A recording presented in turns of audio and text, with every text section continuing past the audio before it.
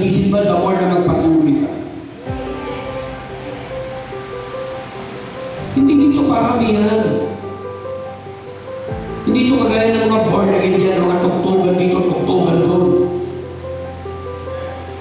Kasi ang inaatake ng mga combo, yung mga may drums, puso para maging masaya, hindi boring.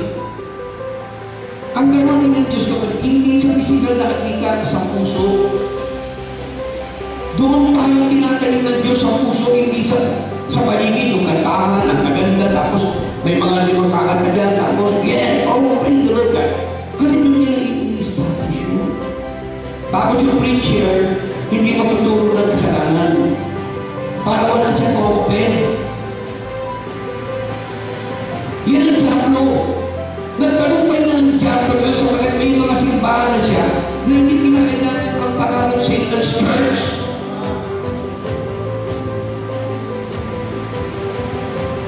Nagtatago sila sa pangalan ng mga born again, mga victory liner, yung mga kumbaga hindi mo mahalata.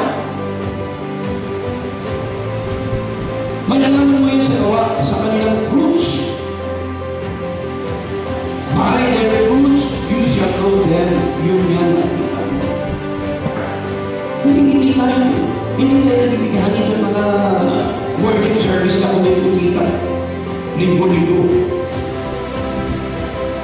Hindi yan doon. Ang bintasin ang bintasin natin ay salvation. Paano maniligtas ang isang tao. Kaya